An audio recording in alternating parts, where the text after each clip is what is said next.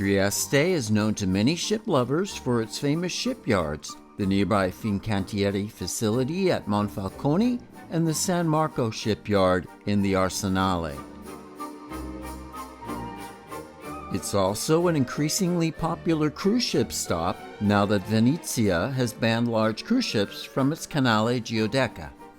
And if you visit soon, you may even see an oligarch superyacht in the anchorage.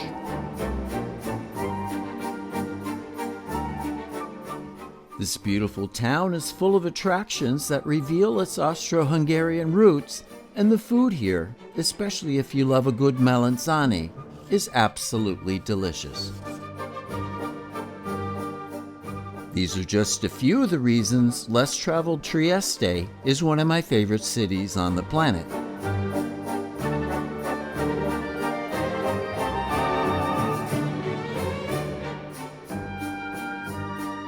Trieste was also recently home to a spectacular exhibit celebrating the advertising art of the Italian liners of the 19th and 20th centuries. We made it just in time for the last guided tour given to a packed house by curators Maurizio Eliseo and Sergio Vatta. It was so nice to see a large crowd soaking up, even being enchanted with a narrative filled with illustrious names like Saturnia, CONTE BIANCAMANO, Rex, and Roma. We returned the following morning for an exclusive private and English language tour by host Maurizio Eliseo, moments before his team began dismantling the exhibit.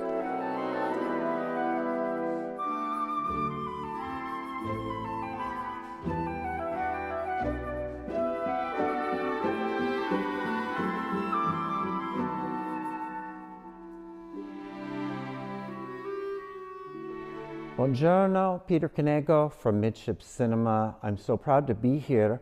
My dear friend Maurizio Eliseo, who I respect more than anyone in the world of ships and ocean liners, has put together this beautiful exhibit called A Sea of Paper about all the gorgeous artwork created for the Italian ocean liners. And we are at the Museum of Ideas in Trieste. They're actually taking down the exhibit, but we got here just in time to get Maurizio giving a tour of this beautiful exhibition. I hope there will be more like this in the future, and maybe something like this will come to the United States. I think if more people were aware of the art and the stories behind these beautiful ships, ocean liners would be hugely popular. Thank you so much, and now I turn it over to Maurizio.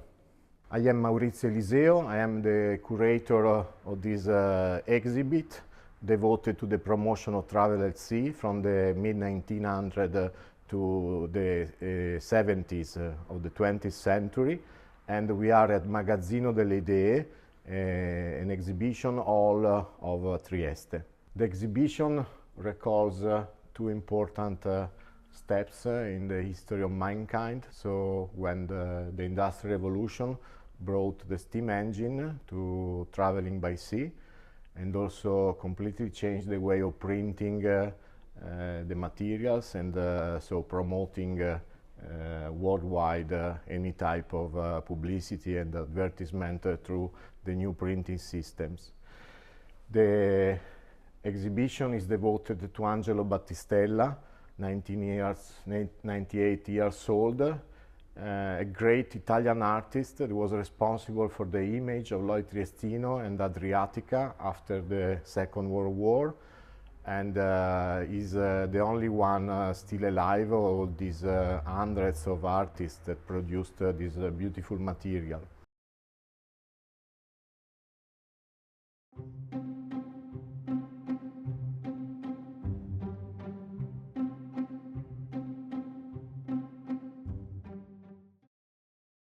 The exhibition is divided into four main age areas. The first one goes from the mid-19th century to the end of the Great War.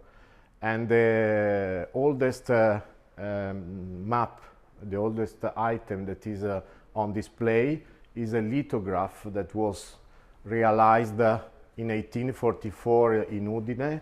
It was commissioned by the chief of the post services of the Habsburg in the area, and it's the first map showing all the itineraries of steamships around Italy and to the Middle East, reaching also Alexandria of Egypt. Trieste is an extremely important position in the history of the development of steamships, because in 1818 it was launched here, the Carolina, the first steamer to do a regular service between Trieste and Venice. The ships of those days were of course ships with paddle wheels, so the propeller would arrive only a few decades afterwards. But you can see the extremely good quality of this printing, and the fact that already in 1844 they could print with extremely sharp and high quality techniques already in color. Those are the days when people are going at sea out of need and not for pleasure trips. And the arrival of the steamship with the Industrial Revolution changed completely the way that for thousands and thousands of years mankind traveled, when they had to rely on sail to move on long distances. The oldest poster that we have at this exhibition is dated 1874 and has been realized to promote a trip of this steamship, the Colombo, that was owned by Giovanni Battista Lavarello, one of the very early Genoese ship owners using steamships, or steam clippers as they were called at the time, to cross the Atlantic. To the graphic designer of those days, it was required to put a big funnel, a big chimney with a lot of black smoke, just to make people aware of what a steamship was, because nobody had a clue before what such a type of vessel, such a type of paraphernalia could be. Towards the end of the 19th century, Lloyd Austriac of Trieste decided to do some experimental voyages for pleasure for the first time with what at the time was called a yacht for pleasure journeys at sea. She was called Faglia. She was built in 1886 in England, and she ran very prestigious cruises. During the winter she was running from Trieste and from Genoa for 2 weeks cruises. And in summertime she moved her base to Amsterdam to cruise to the midnight sun and also to the Norwegian fjords.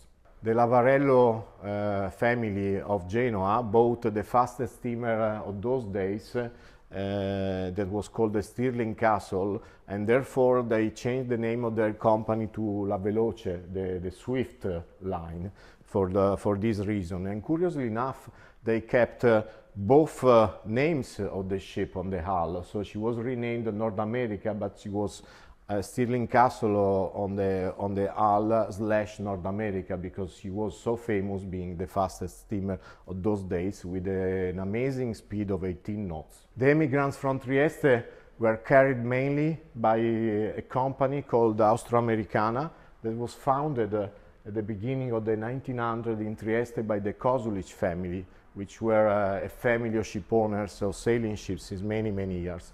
They were used to build their emigrant carriers in Scotland until 1907, when they decided to approach the yard director and other technical minds behind these Scottish shipbuilders, and told them basically, well, if you offer you a lot of money, would you mind to come over to Trieste, to Monfalcone, and teach us how to build big steamships?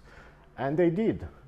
So in 1907, the Monfalcone shipyard, that nowadays is one of the lead yards in the world for the building of huge cruise ships, started the construction of what would become the largest steamer ever launched in the Mediterranean.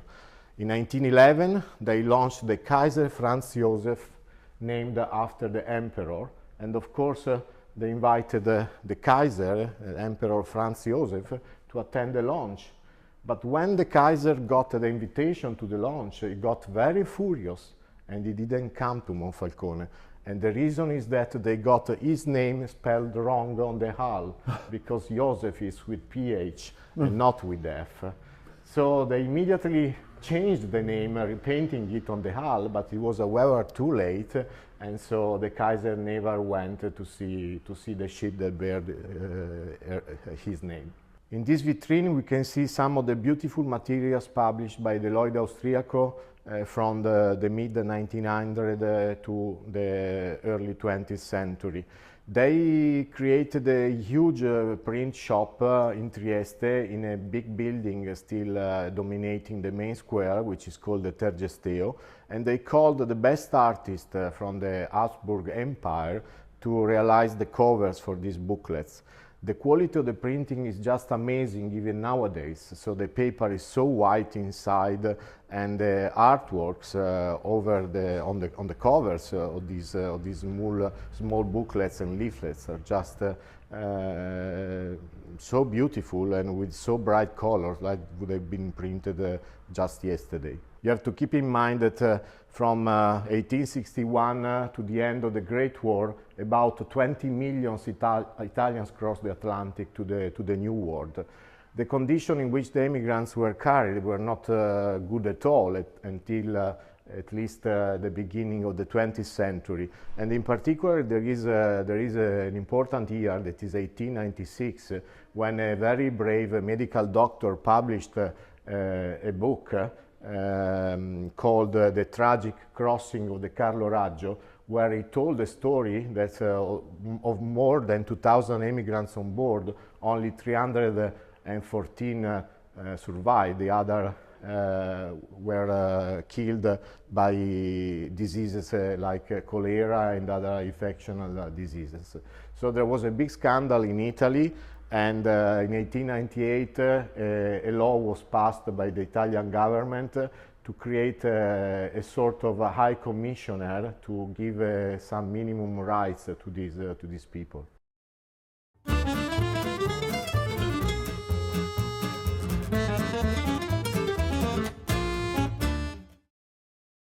In the 20s, the situation completely changed because the United States, with the Quota Act, closed their borders to immigrants coming from Italy, and therefore the Italian ship owners were forced to look for somebody else, another kind of clients. These clients were mainly the American middle class that started their trip and coming for tourism reason to Europe.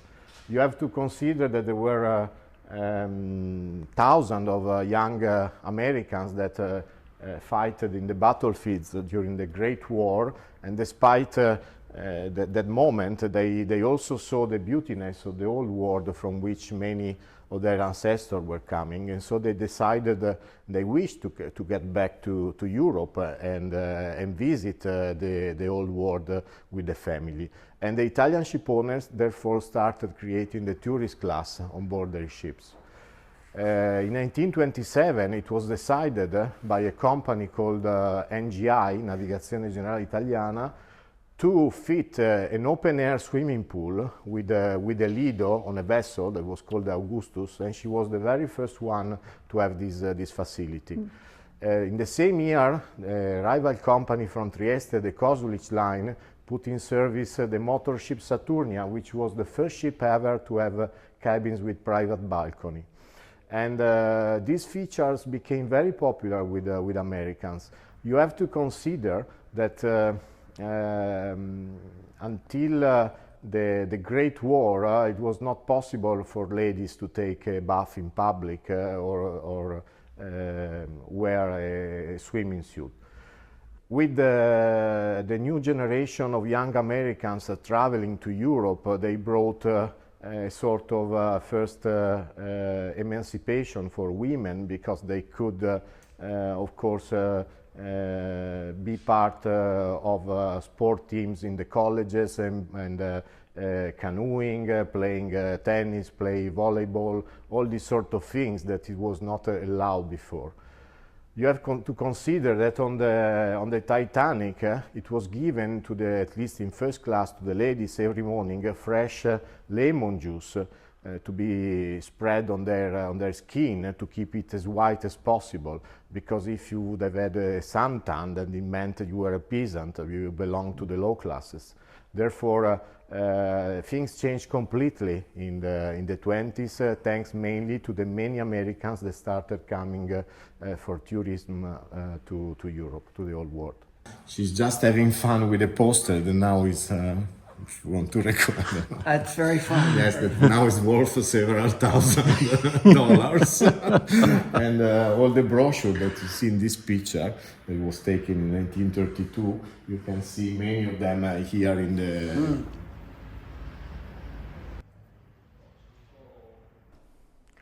In the 20s, also the Cosulich line decided to build their new ships at their family yard in Monfalcone. And they had a crazy idea, so they said, well, we will put oil engines on our ship. And you know, worldwide they thought they were crazy because ships go by steam, not by diesel engines. However, they succeeded and they created the largest factory plant for building marine oil engines in Trieste that is still active today, and that is the start of the Fincantieri business of cruise ships. To promote what a motor ship was, they decided to organize a competition for the poster of the ship, and more than 130 artists took part to this competition, and the winner was this guy called A. Dondoli. We don't know anything about him. This is the poster that won the competition. There is then a second prize for this other poster, very modern, but the most beautiful one was the one of August Černigoj from Trieste, or from the Slovenian community of Trieste. Unfortunately, it was just too modern for the mid-20s, so he didn't win any prize at the time.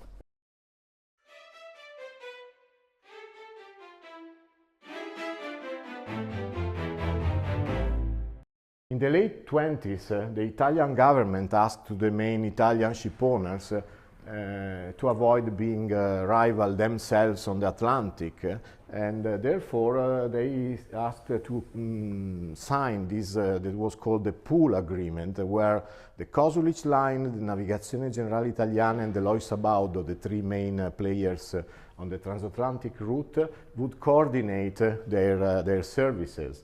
And a little bit afterwards, we are at the end of 1931, they decided to merge the three companies in what became known worldwide as the Italian line. And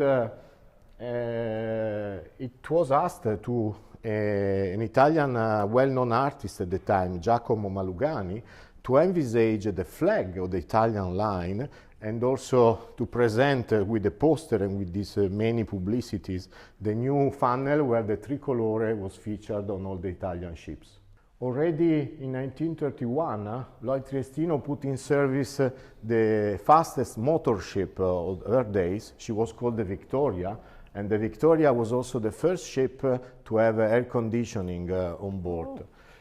She was extremely popular, above all with the British. They were taking the flying boat from Gibraltar and coming to Italy to board the ship, which was calling to Alexandria of Egypt. Then she was crossing the Suez Canal, and afterwards reaching Bombay in a very fast way.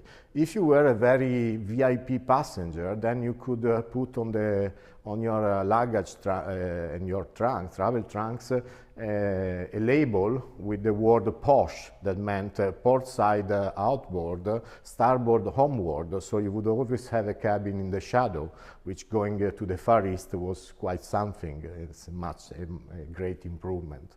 In this vitrine we see some of the beautiful booklets that were printed by Lloyd Triestino for their Middle East, South Africa and Far East service. There are the Victoria maiden voyage, pre-maiden voyage presentation books, and there is also a beautiful 1933 Lloyd Triestino brochure with a silver leaf cover, and the peculiarity of this is that it got a spiral binding that was just patented. So this was the very first one to have this new feature. When the Italian line was formed, the previous company that were merged into it, the Lloyd Sabaudo and the Navigazione Generale Italiana, had under building two huge superliners, the Conte di Savoia in Trieste and the Rex in Genoa, that curiously enough they found themselves to be under the same flag when they entered service at the end of 1932.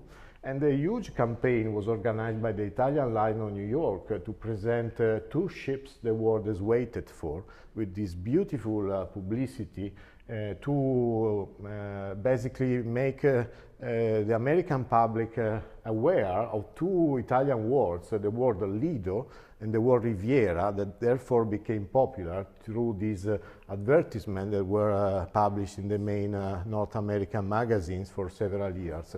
So Lido deck route to Europe, crossing by Sunship, the Riviera float, etc., were the subject of this great campaign that were done by the North American publicity department. The great ocean liners in the 30s became very popular worldwide, so it was no more necessary to create a publicity poster showing the vessel. Here you just see a small piece of a railing. On the poster nearby there is just a piece of the bridge of the ship with some Manhattan skyscrapers in the background. Here the great Italian artist Marcello Dudovic just put this beautiful lady with the Italian line flag in the back, and it's sufficient to make people aware that we are talking of cruising. Rex was the largest Italian liner ever, and also the only ship that won the transatlantic record of the Blue Riband for crossing with the fastest journey from the old world, from Gibraltar to New York. She made the crossing at the average speed of 29 knots, and she was one of the very first modern concept cruise ships. She had air conditioning, she had cabins with private balconies, she had a spa where there was even ultraviolet beds for the artificial suntans. There was the talkie, that was a great novelty at the time, and also a fully fledged theater for the Broadway companies coming to Europe, or for the Italian famous orchestra conductor or opera singers that were moving to the States for the Metropolitan and their campaign. Rex was possibly the most popular liner on the Atlantic in the early 30s, above all with the American customer, and their cruises became extremely famous and important because Rex to Rio, for instance, that was organized by the American Express Company with this beautiful poster by Lawrence Butcher, one of the great artists from New York of the 30s, became the most famous cruise ever of those days. This is a 1:100 scale working model of Rex. It's fitted with engines. It produces smoke. There is a recording inside with the sound of the original foghorn of the ship. There are more than 300 bulbs and small chandeliers, and the furnishing that you can see through the side windows of the ship. This is how I learned to build then 1:1 scale real cruise ships. So I started building her when I was 15 in 1983, and the reason is that I saw Amacord, this beautiful movie by Federico Fellini, so where the Rex is featured. So I sent him a letter, and a couple of weeks afterwards the telephone rang, and I remember that my mom answered the phone, and there was a voice that said, can I talk to Maurizio? And my mother asked, who is looking for him? And he replied, Fellini. My mother almost fainted, but from then onwards we became friends, and so we had a long correspondence, and I still treasure the letters we exchanged over the years. I completed the model when I was 20 years old. And one of the great things that Fellini told me and that he pushed me to build the model and also to write my first big book on the history of the ship is that he told me, I fully understand you, I never seen the Rex myself, but you know, it was such an iconic symbol of Italy of those years that I had to put it in Amacord, and so I fully understand your passion because I share it fully with you.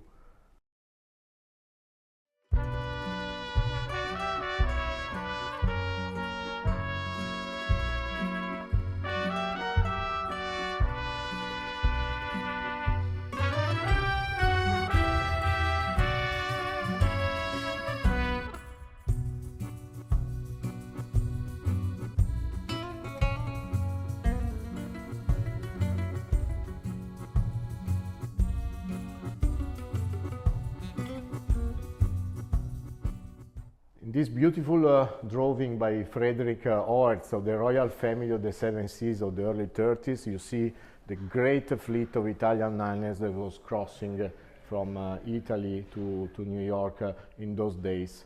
Well, of that amazing fleet, almost nothing survived at the end of the Second World War.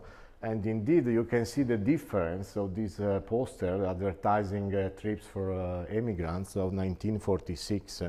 So it's an amazing contrast between what happened in just a few years.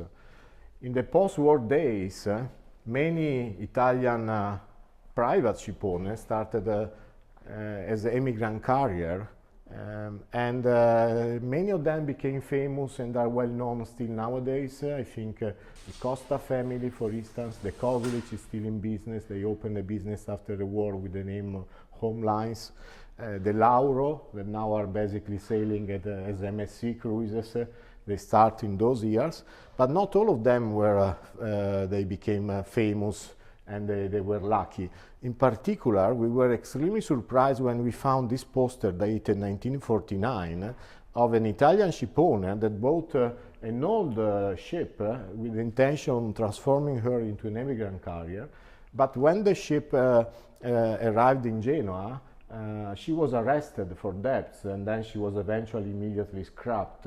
Curiously enough, the ship that was called the Filippa had at the helm the fortune goddess, the blind goddess, obviously didn't bring any fortune at all to the owner. So the suggestion is that do not put a blind person at the helm of your company.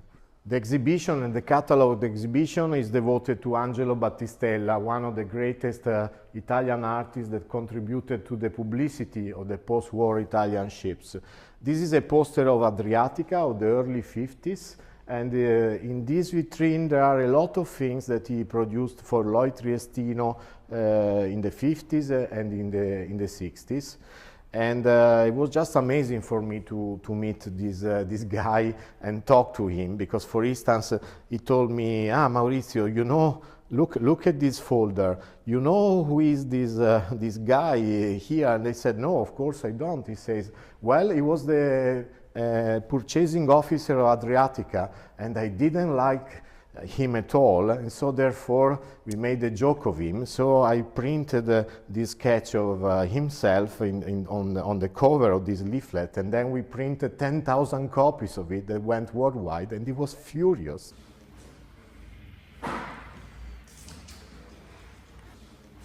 Amongst the many artists present in this exhibition, there is only a woman that worked at the end of the 40s and the 50s for the Italian line.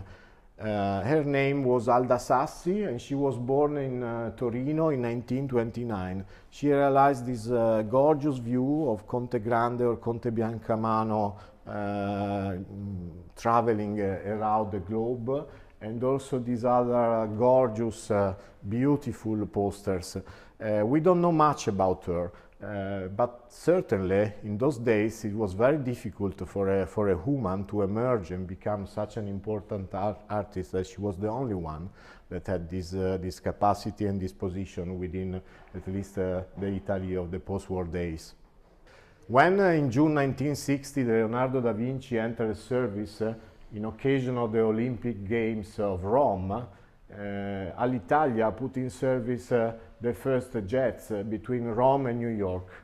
It meant 8 hours of travel instead of 8 days. At the time, they thought there was space for both means of transport, so the ocean liners and the planes, but that it was not what it would have happened at the end. This is a beautiful original artwork by Giovanni Patrone, the guy that won the competition for the poster of the maiden voyage of Rex of Conte di Savoia and became a very well-known artist after the war. And this is his original drawing for the bronze medal that was given to the attendees of the launching of the ship in Genoa. Here you can see how an original artwork by an artist was used to produce the lithographs showing the ship for the travel agents, the poster of the Leonardo da Vinci, the postcards, and the other publicity material used to promote the vessel. Another great artist of the post-war days for the Italian line was Dario Bernazzoli. He realized, for instance, these gorgeous posters in the late 40s promoting the lines to Central America, North America, and South America with these big and colored arrows. He also produced the very last poster of this exhibition that was printed in 1965, and it portrays the funnel of the Michelangelo and Raffaello, the last Italian liners that entered in service in 1965, and 10 years afterwards were taken out of service, closing the era of transatlantic travel at sea. Curiously enough, Dario Bernazzoli signed the poster, but he has not done a drawing. He decided to take a color picture. And that's very meaningful because in those days, we are in the mid-60s, color photography would take over those many graphic designers and artists who for more than a century produced the publicity and the advertisement for the travel at sea. And color photography, you know, it became as fast compared to handmade drawing as planes compared to ships. And so these parallel works that they started more than a century before also disappeared very quickly at the same time. This exhibition has been, I must say, extremely successful, and I need to say above all a big thank you to the Italian Liner Historical Society of Trieste, who loaned more than 300 pieces out of a collection of about 25,000 to represent the history over a century, starting from lithographs of the early 1900 to the latest posters of the early 70s. And just like that, this beautiful exhibit had come to an end. For now, anyway. The magnificent Rex was soon returned to her perch in the historic SAVOIA Hotel on Trieste's waterfront.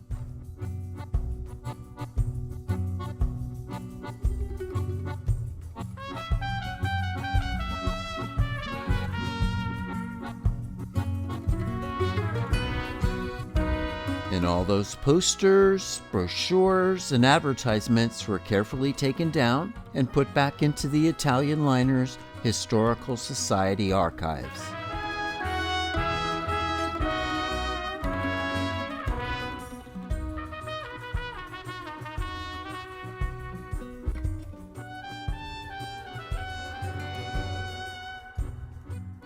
Well, that wraps up another Midship Cinema video. So thanks again, and if you enjoyed this, please share, hit like, subscribe, and if you've got an extra moment, comment. Thank you.